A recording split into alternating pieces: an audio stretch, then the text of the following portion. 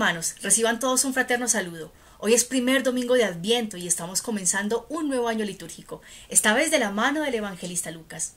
El texto de hoy corresponde al capítulo 21, versos 25 al 28 y 34 al 36 del Evangelio de Lucas, y constituye el final del discurso escatológico que el evangelista pone en labios de Jesús en la sección correspondiente a la misión en Jerusalén, segmento previo a los relatos de la pasión del Señor.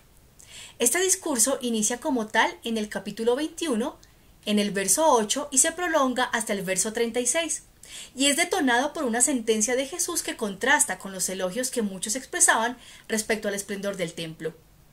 En el capítulo 21, verso 6, Jesús dirá: «De esto que veis, llegarán días en que no quede piedra sobre piedra, ni una que no sea destruida». La expresión de Jesús sobre el templo genera en su auditorio una inquietud respecto a cuándo ocurrirá ello y cuáles serán las señales para saber que esto está a punto de ocurrir. La respuesta del Maestro no establecerá un día concreto, pero sí describirá una serie de sucesos complejos que no culminarán en destrucción y desolación, sino que demarcarán un horizonte de esperanza para quienes deseen asumirlo con decisión. Como tal, el desarrollo del discurso escatológico en los versos 8 al 24 mostrará progresivamente que el tiempo entre la resurrección de Jesús y su retorno glorioso al final de los tiempos constituye un tiempo de lucha y transformación, donde poco a poco el reino se va consolidando gracias a la perseverancia de aquellos que, a pesar de las dificultades, se mantienen firmes en la fe. Así, las hambrunas y pestes, las guerras y las catástrofes naturales, y aquellos que pretenden hacerse pasar por el Mesías y engañan a los demás ofreciendo falsos caminos de salvación y libertad, son elementos que describen la situación de la comunidad lucana, pero también constituyen situaciones permanentes en la historia, de modo que el texto pretende hablarle a los cristianos de todos los tiempos, que en medio de los altibajos de la historia necesitan valor para mantener su fe en Jesús. Así las cosas, el discurso como tal mostrará que el final de los tiempos va más allá del fin de un sistema político, económico o religioso. El final de los tiempos tiene que ver con la ratificación de la victoria del amor de Dios sobre todo aquello que atenta contra la vida humana y la armonía de la creación. Por tanto, la espera del fin no ha de generar angustias o ansiedad. Al contrario, debe generar en el creyente un compromiso por transformar la historia y por sembrar el reino todos los días con constancia en todas las dimensiones de la vida, pues la victoria ciertamente es de Dios. Ahora bien, la conclusión del discurso escatológico indicará en los versos 25 y 26 que habrán señales en el sol, en la luna y en las estrellas, y todas las naciones con sus habitantes experimentarán desasosiego en medio de la incertidumbre, dando a entender que la humanidad enfrentará dificultades, y las señales de la alteración de la vida adquirirán proporciones cósmicas, es decir, totalizantes. Los seguidores de Jesús no formarán un grupo selecto, apartado de la historia, sino que enfrentarán las mismas dificultades como cualquier otro, solo que su postura frente a ello ha de marcar la diferencia. El verso 27 muestra el punto de giro de la situación, pues ante una situación difícil, confusa y angustiosa que golpea a todos, surge una señal más grande y poderosa que las señales del caos. Dice el texto: «Entonces verán venir al Hijo del Hombre en una nube, con gran poder y gloria». Ciertamente, esta intervención de Dios en la historia no puede leerse como una acción victoriosa de última hora. La llegada del Hijo del Hombre con poder y gloria justo en el momento de mayor dificultad sencillamente es eco y confirmación de la opción que Dios ha hecho por rescatar la humanidad desde el inicio de los tiempos. Por ello, el fin de los tiempos no puede tener un desenlace distinto al de la confirmación del amor. De este modo, el texto de Lucas muestra que en medio del caos y la confusión, Dios está más presente que nunca. Y así, como en aquellos tiempos de la salida de Egipto, cuando una columna de nube, que representa la presencia de Dios, guió al pueblo de Israel en su travesía hacia la libertad, de igual forma el nuevo pueblo de Israel, representado en aquellos que han recibido al Hijo de Dios como Mesías y Salvador, verán a Dios que en su Hijo baja a rescatar a su pueblo para llevarlo a una nueva experiencia de vida en él. Por ello, el verso 28 exhorta sin duda alguna: «Cuando empiecen a suceder estas cosas, cobrad ánimo y levantad la cabeza, porque se acerca vuestra liberación». Así, se explicita que en Jesucristo se obra el éxodo definitivo y se goza de la libertad plena y verdadera, acción que no está reservada solo para unos pocos, sino que es el regalo para la humanidad entera, pues vendrá para todos y todos podrán verlo. El gesto de levantar la cabeza implica una actitud de transparencia, honestidad y pertenencia. Quien esconde el rostro manifiesta la negativa a ver y a ser visto,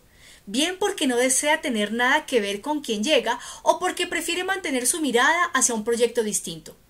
De otro lado, levantar la cabeza no refleja necesariamente una especie de presunción por sentirse los más santos, sino que refleja, más bien, el gesto de los que necesitan y anhelan la libertad, y por ello perseveran y se empeñan por mirar en la dirección que les plantea el Evangelio. Esta actitud se complementa con el fin del discurso, en los versos 34 al 36, que invitan a asumir la espera en la venida del Señor no como un cataclismo inminente, sino como la auténtica y plena restauración del ser humano y de la creación en Dios a través de la historia. Si la comunidad ha entendido esto, dará el paso hacia el encuentro cotidiano con el Señor, viviendo en el aquí y en el ahora de acuerdo a las enseñanzas del Evangelio, acción que prepara para el encuentro definitivo con el Maestro, que seguro llega, aunque de momento no sepamos cuándo será aquel día. El texto en el verso 34 manifiesta que es preciso que el creyente, mientras se enfrenta al reto de vivir la fe en medio de los altibajos de la vida, no deje que su corazón se embote por el libertinaje, la embriaguez y las preocupaciones de la vida. El verbo en griego que aparece en el texto para denotar el embotamiento es vareo, el cual hace alusión a la pesadez de una digestión difícil. Entonces, el corazón, en el lenguaje bíblico, es el lugar más íntimo de la persona, donde se toman las decisiones y se acunan los principios que rigen la vida.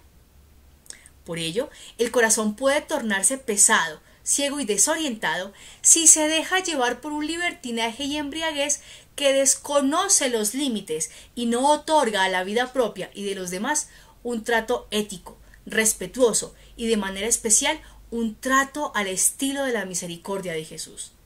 El apego o sobrevaloración de las cosas materiales también nublan y tornan pesado el corazón porque desvían la atención del verdadero horizonte y sentido de la vida.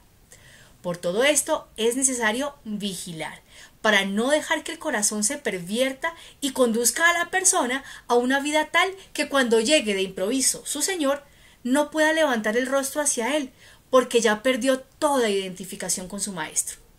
De este modo, levantar la cabeza con orgullo porque se acerca la liberación implica también ser responsables y darle nombre a aquello que de manera personal y comunitaria está impidiendo realizar un éxodo hacia la libertad. La espera del Señor nos lleva a tener la mirada con esperanza hacia el cielo, pero estar concentrados y responsables en la transformación de la historia en el aquí y en el ahora.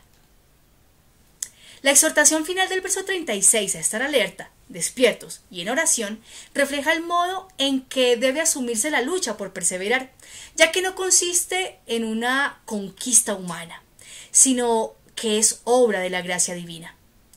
Hacer oración refleja confianza y conciencia de la propia pequeñez ante Dios,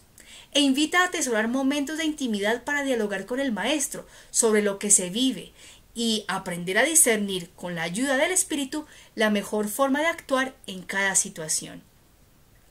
En este primer domingo de Adviento, día en el que iniciamos nuestro camino para renovar la gracia y alegría por el misterio de la encarnación del Hijo de Dios, levantemos nuestra cabeza para contemplar el rostro del Señor y el de nuestros hermanos, de modo que, viviendo desde la lucidez del Evangelio, día a día podamos hacer de nuestro corazón un lugar augusto para recibir a nuestro Salvador. Y de este modo ayudemos a sembrar el reino para que la humanidad entera pueda levantar la cabeza y dejarse ver de aquel que en la pequeñez de un bebé en un pesebre y en la vulnerabilidad de un hombre crucificado mostró la omnipotencia del amor que redime y sana la historia. Feliz domingo para todos.